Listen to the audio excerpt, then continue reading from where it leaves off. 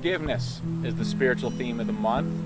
We're reading, thinking, and sharing with one another about forgiveness. We're practicing engaging in forgiveness in our own lives. I know I'm not alone in that a number of times when I've had to make amends and say I'm sorry and change my behavior with somebody who I've committed a wrong against, I've struggled with finding the strength to do that. What I'm asking people to think about this month is, what are the stories you know about which give you strength to engage in forgiveness? When this topic comes up, I always think about a young man named Anthony who I ministered to as he was awaiting trial for murder. And on the day of the trial, I got there a little early, and soon after a woman arrived, I thought for some reason she was Anthony's mother, so I approached her and introduced myself and asked her if she was Anthony's mother. She said, "No, I'm the mother of Marcus, the young man who was killed." Another group came in, and the woman who I had met said, "Hey, Rev, that's Anthony's wife." So I introduced myself to her. Then I noticed they sat together, and I went back to my place. Soon thereafter, I couldn't really believe what I was hearing, because these two women, the mother of the young man who had been killed and the wife of the young man who had done the killing, were talking openly, heartfelt condolences for each other, talking about healing and moving forward. They both said that they knew roles could have been reversed, but here they were, and they wanted to help each other heal and find hope for moving together forward in the living of their lives. Eventually, Anthony was convicted of second-degree murder.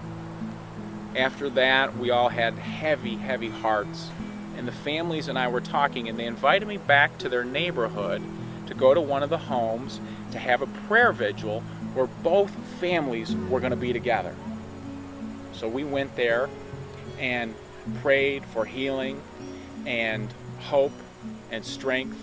And whenever I am struggling now with my own issues of needing to say amends to someone and change my behavior and do better, and I'm struggling, not knowing how to get over the obstacle, think back to the families of Marcus and Anthony. And those memories give me well springs of hope, courage, and love.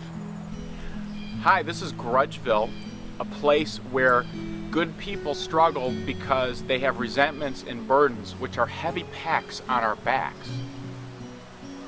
Oh. Oh. Heavy, this pack.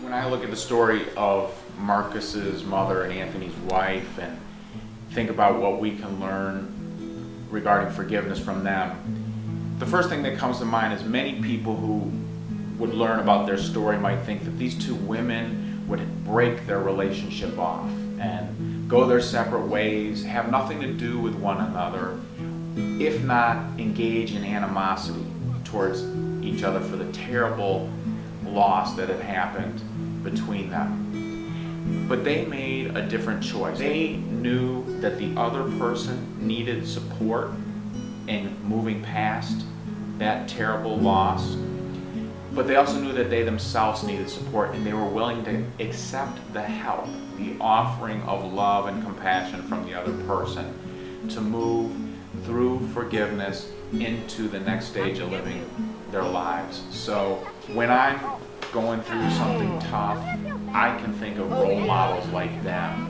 When I think I can't get over this resentment towards another person, I remember Marcus's mother and am reminded that yes, I can. If I open my heart and am prayerful, I can engage in saying, I forgive you, and lighten the burden on my back and move forward.